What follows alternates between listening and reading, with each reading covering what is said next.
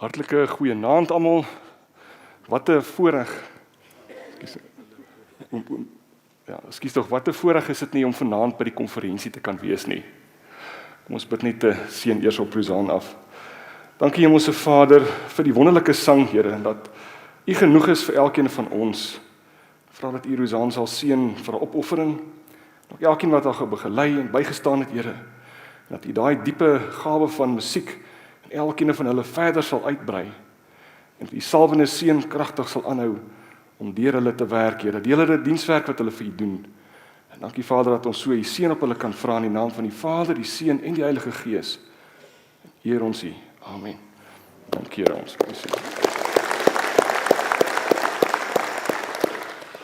Dit is my voorreg om vir die Here diens te doen in Eden gemeente in Appington, en ook die Manasse gemeente in Katoo, saam met my vrou Jolanda en ons dogter Zia. En ek wil graag vanaand begin met 'n vraag. Ek wil vra, hoe lyk ons aan die binnekant?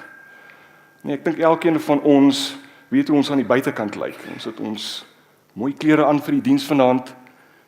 Maar kom ons vat so 'n oombliekie en dink, hoe lyk ons vanaand aan die binnekant? Nou ek het goeie nuus vanaand, dit maak nie saak hoe ons aan die binnekant lyk nie. Die konferensie is die beste plek om te wees. En na die mate waar ons onsself oopstel vir die werking van die Heilige Gees, sal dit beïnvloed hoe ons aan die binnekant lyk na die afloop van hierdie konferensie.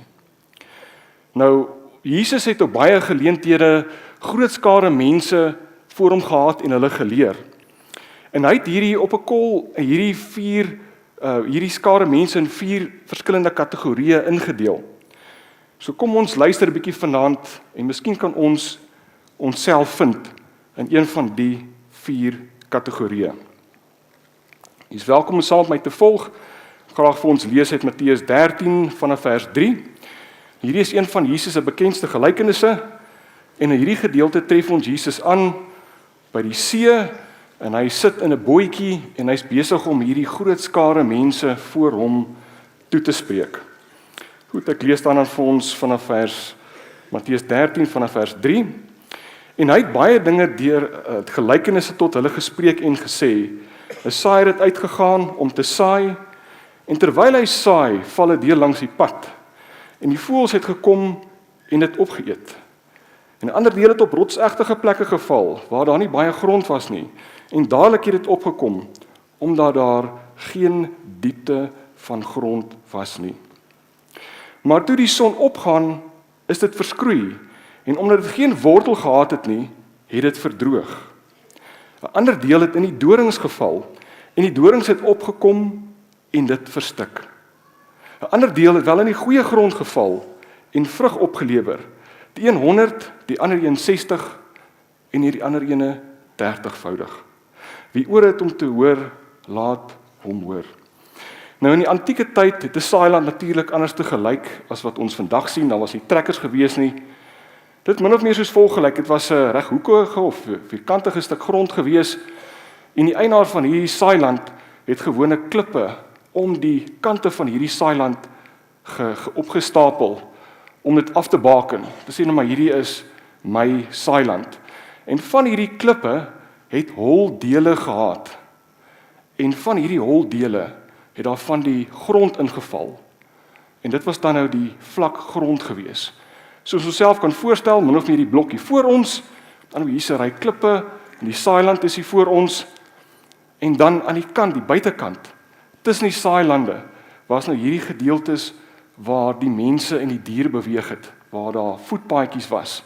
En dit was die dele waar daar harde grond was. Aan die ander woord, dit is opgetrap. Die mense en diere het op haar getrap en hierdie grond was hard. En dan net binne in dit was daar 'n klein gedeelte rondom die rand gewees wat nie regtig bewerk was nie.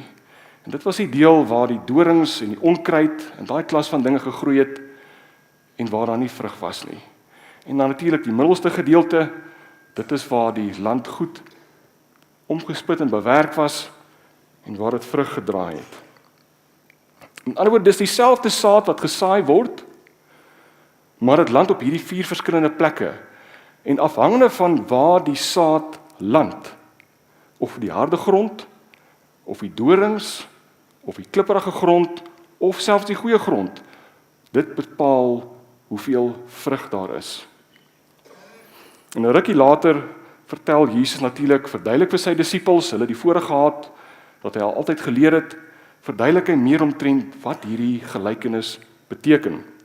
Ons lees dit in vers 18. Luister julle dan na die gelykenis van die saaiër. As iemand die woorde van die koninkryk hoor en nie verstaan nie, kom die bose en roof uit sy hart wat gesaai is. Dit is hy by wie langs die pad gesaai is.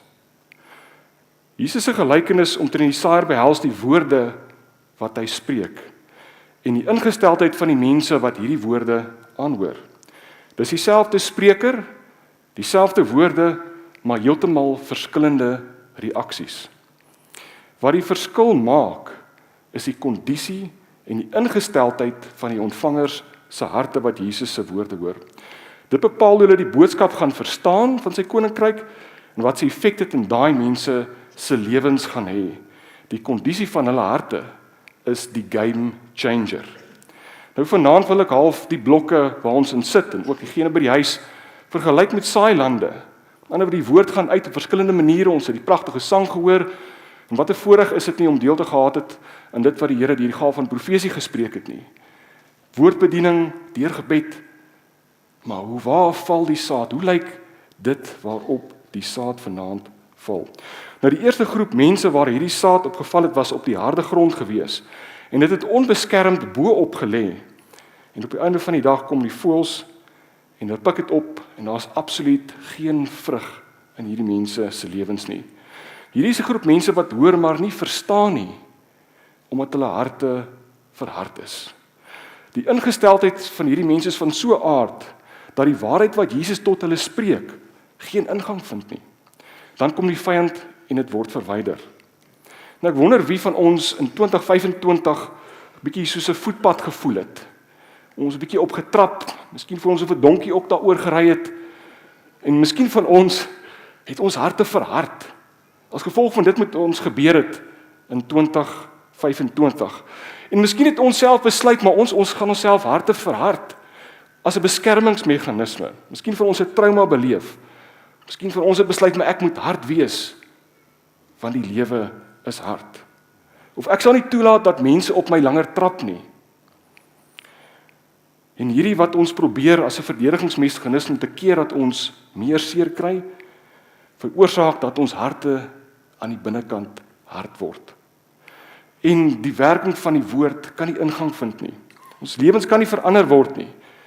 En dan is daar natuurlik sonde, die doelbewuste sonde of die blootstelling daaraan, veroorsaak dat ons harte hard word aan die binnekant en dit doof die werking van die Heilige Gees in ons lewens uit. En dan is daar die tweede groep. Dis by wie die rotsagtige plekke gesaai is, daai bietjie grond, bietjie vlak grond, lees dit in vers 20. En by wie op rotsagtige plekke gesaai is hy wat die woord hoor en dit dadelik met blydskap aanneem. Maar hy het geen wortel in homself nie. Hy is net daar vir 'n tyd. En as daar verdrukking en vervolging kom ter wille van die woord, struikel hy dadelik. In 'n woorde, die saad val op hierdie bietjie klipperige grond en dit ontkiem, maar daar is net nie genoeg voedingswaarde en vog in hierdie klein bietjie grond nie. En as die son opkom, dan word die saad verdroog, die plantjie verdor, die warm son skyn en daar's absoluut geen vrug wat daaruit voorkom nie. Nou Jesus verduidelik aan sy disippels dat hierdie mense wat 'n oppervlakkige geloofslewe het, hulle geloof sal prysgee wanneer dit moeilik gaan ter wille van hom. Hierdie groep mense hoor en hulle verstaan, neem Jesus se woorde aan en hulle selfs bly daaroor. Maar hulle hart is van so 'n aard dat die woord nie 'n diepgaande, blywende impak kan maak nie. Mense wat nie werklik in hulle geloof geanker is nie, nie standvastig is nie, nie ten volle toegewyd is nie, wat nie all in is nie. Wanneer probleme en moeilikhede kom, omstandighede, het hulle nie genoeg geestelike diepte om hierdie omstandighede te kan deurstaan nie, en hulle gee hulle geloof prys. Wanneer hulle geloof iets van hulle kos, is hulle nie bereid om hierdie koste te betaal nie. Wanneer hulle geloof veroorsaak dat hulle ongewild word, kies hulle eerder die aansien van mense as die aansien van hulle Here. Hierdie soort geloofslewe is nie volhoubaar nie. Vandag is die vraag, hoe diep is die geestelike grond in ons geloofslewe, hier binne in ons? Het ons standvastigheid? Die belangrikste is my geloof in Jesus Christus alleen. Hoe diep laat ons toe dat hierdie saailand hier binne in ons omgeploeg word? Is ons miskien Christene ter wille van die evangelie se voordeel, dit wat ons hoop om te kry, dit wat ons dink Jesus kan vir ons doen en ons lewens beteken? Hoe reageer ons wanneer mense ons teëgaan, omdat ons sê ons is 'n Christen by die werk, of in 'n groep mense wil uitstaan en 'n moeilike situasie ontstaan? Oppervlakkige geloof verhoed dat die woord ons lewens werklik kan verander. En dan is daar die derde groep mense, by wie in die dorings gesaai is. Ons lees dit in vers 22. En by wie in die dorings gesaai is hy wat die woord hoor, maar die sorg van hierdie wêreld en die verleiding van die rykdom verstik die woord, en hy word onvrugbaar. Nou ons almal weet dat onkruid meer welig en vinniger groei as goeie saad. Dink elkeen van ons wat al 'n tuin aangeplant het, het daar ondervinding gehad en gewens, maar as my blom of my rose net so vinnig soos hierdie kakiebos kan groei, dan gaan hierdie tuin darm maar mooi lyk. Maar die ding van onkruid is, dit neem die plek van die goeie plante in. Dit neem die groeikrag daarvan weg en op die einde van die dag keer dit dat die son daarop kan skyn. Dit oorgroei die goeie plante en daar's net geen vrug meer van daai plante nie. Die bekommernis van die lewe en die verleilikheid van aardse sukses oorskadu Jesus se leer in hierdie groep mense en dit veroorsaak dat hulle nie 'n toegewyde, godsvrugtige lewe kan lei nie. Mense wat die woorde van Jesus verstaan en glo wat hy spreek, maar daar is iets binne in hulle wat daarmee kompeteer. Die tydelike behoefte van materiële sukses is die belangrikste. Die wêreld geniet voorkeur en dit verstik die woord sodat dit nie die mense se leefstyl beïnvloed nie. Hulle tree eintlik in hulle eie voordeel op. En vandag is dit natuurlik ook steeds die gevaar, en ek dink soveel te meer nog in vandag, met al die wêreldse verloklikhede en aanlynighede wat om ons is. Maar wanneer die wêreld vir ons belangriker word as ons renner, wanneer ons energie en ons tyd, amper sê ons innerlike groeikrag daaraan spandeer, is daar nie genoeg ruimte oor om te ontwikkel en binnekant te groei in ons lewens vir Jesus om te kan werk nie. Hoe lyk ons weeklikse roetine? Hoeveel vermoë wend ons aan tot voordeel van die Here? Of fokus ons om te kry wat ons nie het nie? Of om te kom waar ons nog nie is nie? Waar lê ons prioriteit? Moontlik is ons fokus op die bekommernis van die alledaagse lewe. Dit is so maklik. Ons is besorg om alles bymekaar te hou, alles wat ons nodig het. Ons stoei met die sorge van die lewe. En dit word half ons doelwit en ons fokus. En ek sê nie ons moet nie omgee nie of nie hard werk nie, maar wanneer ons hierdie dinge uit ons doel maak, verloor ons Here en ons hemelse Vader uit die oog uit. Ons vergeet van die belofte wat hy sê dat hy ons uitnooi om al hierdie bekommernisse op hom te werk en dat ons eers die koninkryk van die hemele moet soek en al hierdie dinge bygevoeg sal word. Ons vergeet die belofte.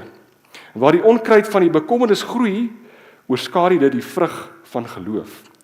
Waar hierdie twee dinge ons strewe word, die bekommernis van die lewe en die materiële sukses, kan God se waarheid nie die regte plek in ons lewens inneem nie en dit verstik die werking van die krag van die evangelie in ons lewens. Maar gelukkig is daar nog 'n vierde kategorie, die goeie grond. Ek dink elkeen van ons hande vanaand opsteek en sê, maar Here, ek wil graag deel hê aan hierdie kategorie, die goeie grond. Kom ons lees in vers 23. By wie op die goeie grond gesaai is, dis hy wat die woord hoor en verstaan, waaraan ook vrug dra en oplewer, die een 100, die een 60 en die ander ene 30voudig. Hierdie is 'n groep mense wat ontvanklik is vir die persoon en die woorde van Jesus, wat dit nie verstaan nie, maar dit ook toepas. Hulle geïngesteldheid is van so aard dat hulle dit kan inneem en hulle laat toe die woorde wat Jesus spreek hulle lewens verander. Hierdie mense dra vrug, hulle lewens kry nuwe waardes, nuwe prioriteite, Hulle doen dinge anders as voorheen. Hulle lewe tot voordeel van hulle Here en hulle Meester en hulle medemens. Na mate wat Jesus se leer in hierdie mense se lewens werksaam is, dra hulle vrug 100, 60 en 30voudig. Hoe werk dit in ons lewens vandag? Daar is 'n verwantskap tussen die kondisie van ons harte en die ontvanklikheid vir geestelike vernuwing. Die uitdaging is dat die goeie grond, ons binnekant, ons sielsdimensie, dis nie ons default nie. Dis nie ons natuurlike staat nie. Net soos 'n omgeploegde land nie van self gebeur nie. Ek dink elkeen van ons het al 'n verbye landery gery en ons sien die boer is besig om te ploeg. En hy's besig om dit voor te berei. Maar as dit 'n seisoen is waar daar niks gedoen word nie, dan lyk dit duidelik soos 'n onvoorbereide land en is dit nie geskik vir die saad nie. Nou my siel, my persoonlikheid, my denke, my karakter, my wil, my emosies, my wese. Dis nodig dat ek daaraan tyd en aandag gee. Ons kan nie niks doen nie en verwag dat die Here se woord 'n blywende invloed binne in ons sal hê nie. Nou indien ons vanaand agterkom dat daar iets binne ons is wat aandag nodig het, wat maak ons daaromtrent? Die vraag is natuurlik, kan ons onsself verander? Gelukkig nie, ek wil amper sê. Ek kan nie my hart sag maak nie. Ek kan nie eintlik uit my eie geestelike diepte kry nie of myself vrymaak van wêreldse prioriteite nie. Maar ons moet wel verantwoordelikheid neem van ons toestand. Daai besluit neem. Want sê my Here, ek is bekommerd oor my binnekant. Ek sien daar is verandering nodig. En dan is hier vraag eintlik nie wat moet ons doen nie, maar na wie moet ons gaan? Jy sien, die saaier is ook die landbouer, is ook die een wat die landery voorberei. En ons kan na hierdie landbouer gaan en hom toelaat om die diepste dele van ons wese sonder om terug te hou om daarin te werk. Niemand wat 'n boer is, gaan tog net 'n gedeelte van 'n saailand omploeg nie. Ons gaan tog die hele saailand omploeg sonder om terug te hou. En ek is seker ons wil heeltemal geestelik verander en verryk en vernuwe weggaan. En dan is dit nodig dat ons osself heeltemal sal oopstel. Elke sorg, elke bekommernis, en elke leemte en elke tekort, alles wat nie hoort nie, elke ding wat moontlik by ons is, wat ons voel ons nog die Here teleurstel, alles wat stikkend is, ons maak alles vir hom oop. Elke ding wat in ons lewens is wat sy naam oneer bring, al die stampe en die stote wat die lewe ons gegee het, en elke wond wat geslaan is, alles wat afgestomp met tyd hier binne in ons geraak het. Ons huwelik, ons ouerskap, ons strewe en ons prioriteite, alles, ons stel alles oop vir hierdie landbouer, sonder om enigiets terug te hou. En ons weet dat ons sal agterkom dat die Heilige Gees ons harte omkeer en daar 'n vernuwering en veranderingproses in ons binnekant sal gebeur. Die harde plekke sal sag word, ons sal nuwe diepte vir die wortel van geloof kry, 'n nuwe spasie vir groei want die dorings in die bossies en goed is uitgehaal. En ons sal ervaar hoe ons begin vrug dra in dele van ons lewens waar daar voorheen miskien min of geen vrug was nie. 'n Nuwe ontvanklikheid aan ons binnekant, 'n nuwe groeikrag. Ons sal ervaar hoe die woorde van Jesus ook ons verander. Om vrug te dra moet ons bereid wees om te verander en ons herinstel om vir ons Skepper te lewe. Die vrug is natuurlik vir die landbouer se voordeel. Dit maak nie saak in watter een van die kategorieë ons vanaand val nie. Jesus is die oplossing in elke geval. Hy ken ons swakhede, hy ken ons tekortkominge, hy's baie goed bekend met ons lewe. Wanneer ons leefstyl nie Christus weerspieël nie, kan ons weet dat die kondisie van ons harte werk nodig het. En hierdie konferensie is die ideale, ek wil amper sê die perfekte geleentheid om seker te wees dat die woord wat uitgaan 'n langdurige impak op ons lewens het, dat ons die volle vrug sal dra 100voudig.